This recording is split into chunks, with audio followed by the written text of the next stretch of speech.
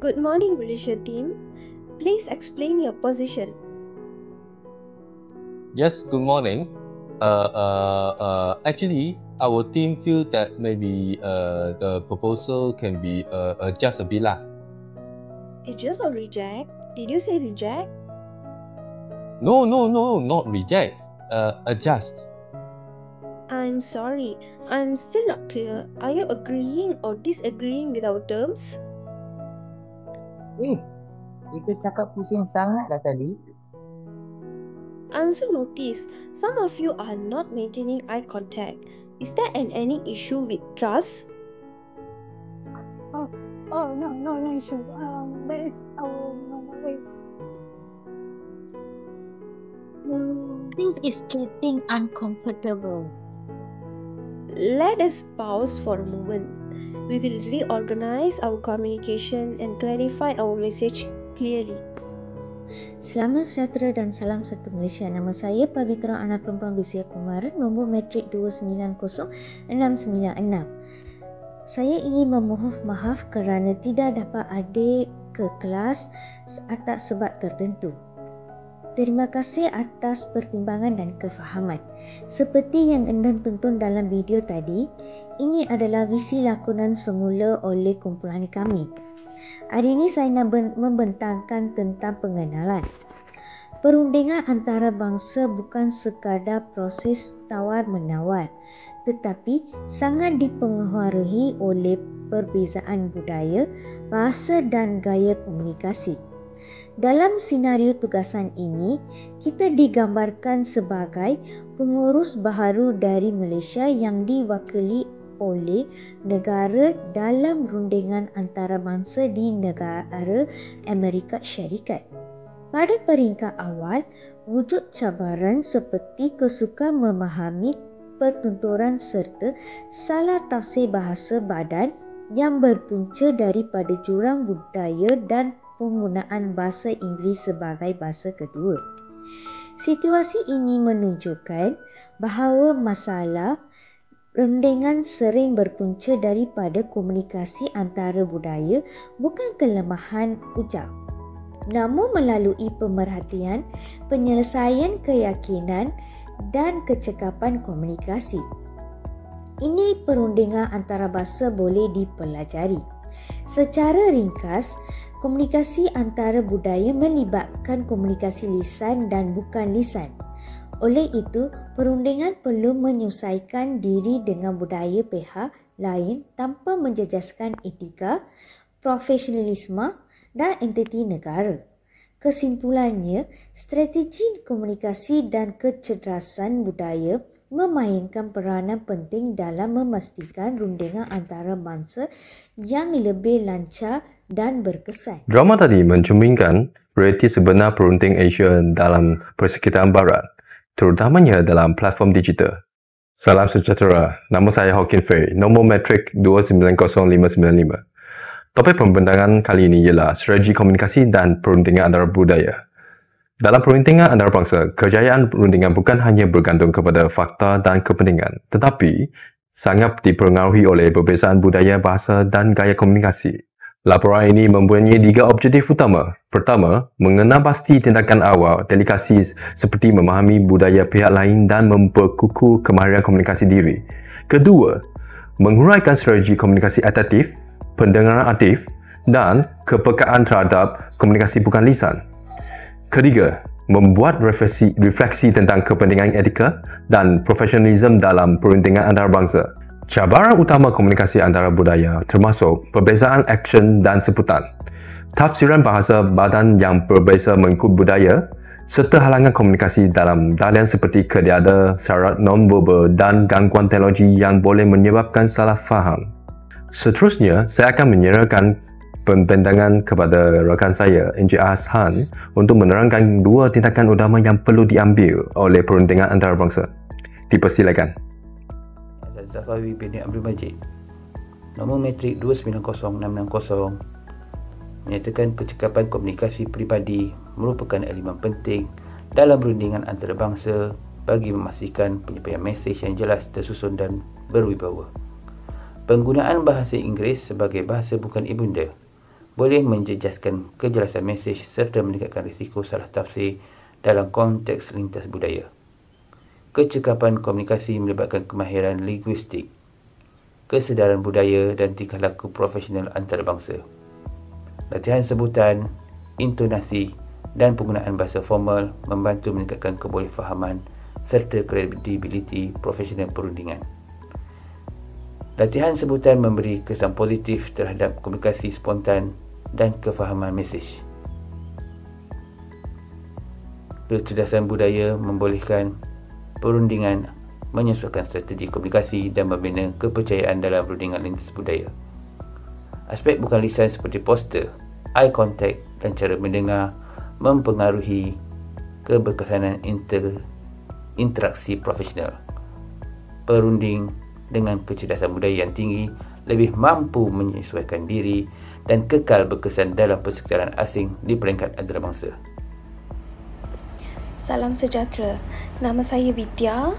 Nombor matrik 290783 akan membentangkan tentang active listening dan non-verbal sensitivity. Strategi ini sangat penting dalam perundingan antara budaya, terutamanya bila kita berurusan dengan delegasi dari negara barat.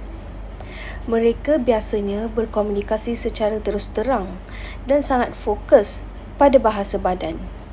Dalam situasi perundingan antarabangsa, memang mudah berlaku salah faham, terutamanya disebabkan perbezaan cara berkomunikasi. Ada masa pertuturan susah nak difahami dan bahasa badan pula boleh disalah tafsir. Contohnya, dalam budaya Asia, kita biasa kurangkan eye contact sebagai tanda hormat. Tapi bagi delegasi barat, perkara itu boleh dianggap sebagai kurang yakin atau tidak bersedia.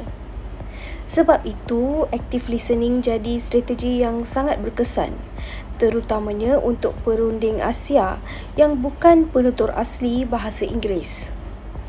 Active listening ni bukan sekadar dengar, tapi kita betul-betul fokus, kekal tenang dan cuba faham apa yang pihak lawan nak sampaikan. Walaupun cara mereka bercakap agak direct. Dengan mengamalkan active listening, kita bukan sahaja jaga emosi sendiri, tapi pada masa yang sama, kita menunjukkan yang kita menghargai pandangan pihak lawan. Contohnya, kita boleh angguk sebagai tanda faham, ulang balik isi penting dengan ayat sendiri. Atau bagi respon dengan ayat sendiri, contohnya ringkas seperti I understand, that makes sense, atau let me clarify. Cara ini membantu elakkan salah faham dan bina kepercayaan. Selain itu, strategi ini juga melibatkan kepekaan terhadap bahasa badan atau non-verbal sensitivity. Dalam budaya barat, eye contact yang sesuai melambangkan keyakinan dan keterbukaan. Kalau kita elak eye contact atau tunduk terlalu lama, mereka mungkin salah anggap kita pasif. Jadi, penyesuaian yang dibuat ialah dengan menggunakan postur badan yang lebih terbuka, eye contact pada tahap sederhana dan ekspresi muka yang lebih responsif. Bila kita buat semua ni, suasana perbincangan jadi lebih selesa dan mesra. Gabungan active listening dan non-verbal sensitivity juga membantu mengubah persepsi bahawa perunding Asia itu terlalu pasif atau tidak tegas. Walaupun kita kekalkan nilai budaya sendiri, kita masih boleh menunjukkan penglibatan aktif dengan cara yang sopan dan profesional. Assalamualaikum warahmatullahi wabarakatuh dan salam sejahtera saya ucapkan. Saya Mastura binti Syamaluddin, nombor matrik 290610 akan membentangkan mengenai strategi cultural bridging dan relationship building. Pertama, fokus pada mendapatkan jurang budaya dan membina hubungan interpersonal yang kukuh. Kedua, mengurangkan salah faham budaya. maksud percakapan, nada suara dan bahasa badan. Ketiga, cultural intelligence membolehkan penyesuaian gaya komunikasi mengikut norma budaya pihak lain. Dan yang terakhir, small talk dan networking sebelum rundingan membantu mengurangkan ketegangan dan membina kepercayaan. Ini kerana dalam rundingan antarabangsa, salah faham budaya boleh menjejaskan komunikasi. Dengan strategi ini, perunding belajar menyesuaikan gaya komunikasi mereka mengikut norma budaya pihak lain. Selain itu, interaksi santai seperti small talk atau sesi networking membantu membina hubungan awal dan kepercayaan yang seterusnya akan memudahkan rundingan formal ini. Membina kepercayaan dan hubungan profesional. Pertama, hormati nilai budaya pihak lain, ketepatan masa, struktur mesyuarat dan profesionalisme. Kedua, perkenalkan nilai budaya sendiri secara positif dan sederhana untuk meningkatkan persefahaman. Ketiga, susulan selepas rundingan seperti email penghargaan, ringkasan perbincangan dan jemputan kerjasama pada masa depan.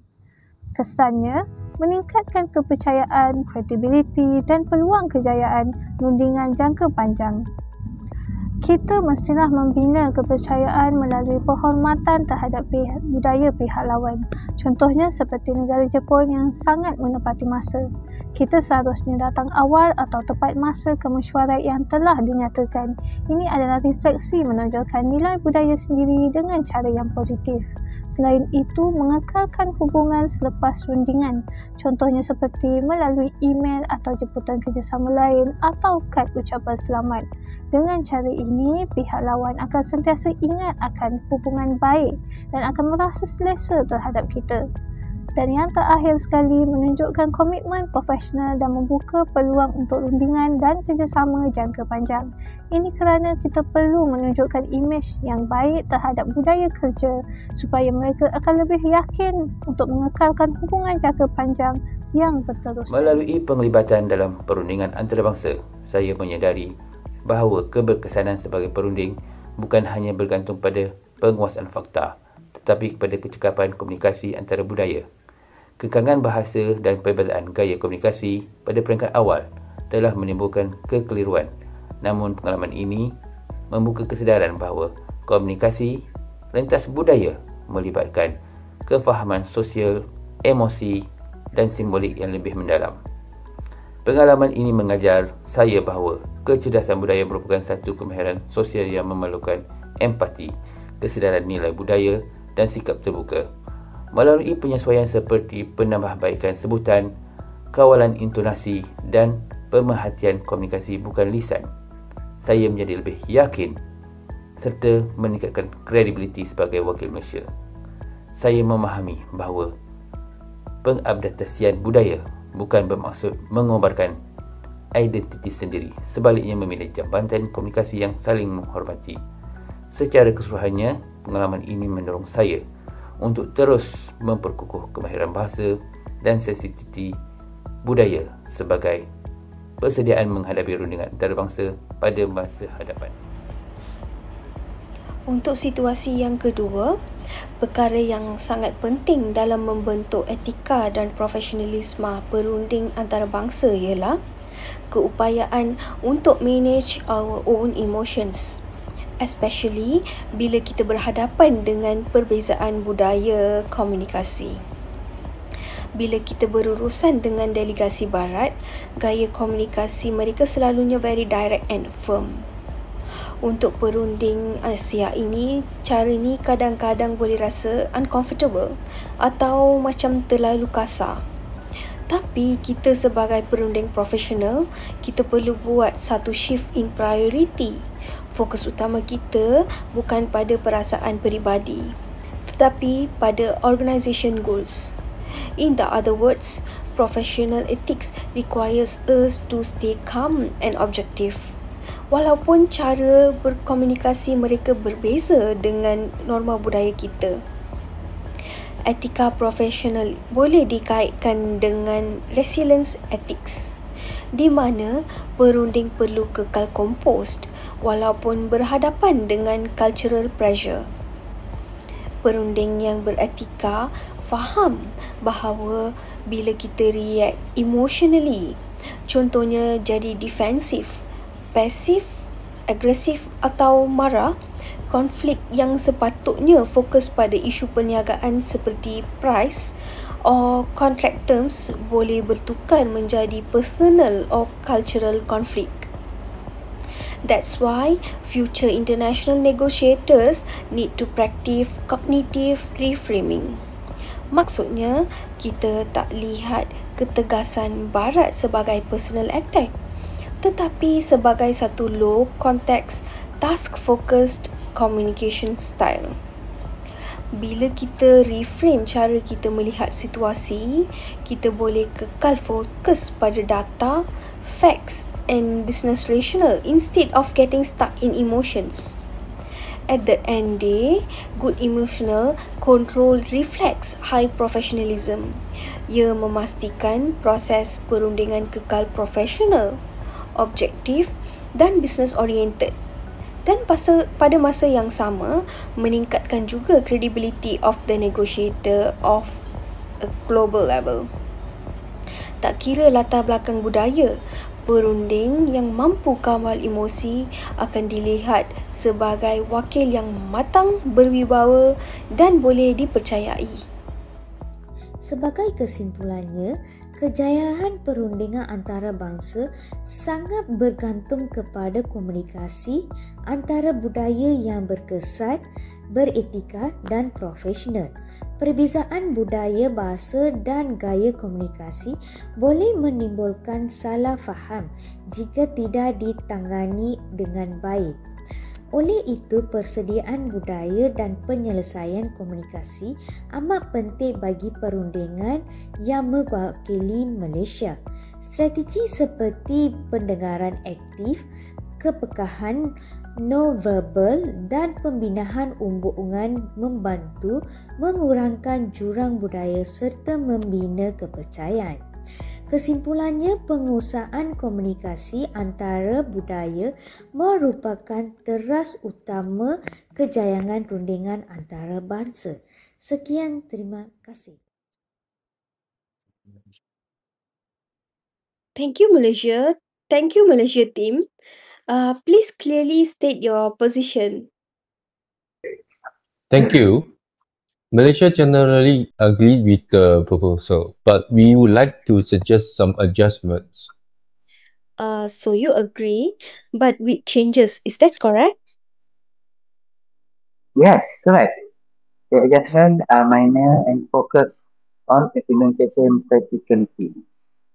Okay, I appreciate the clarification.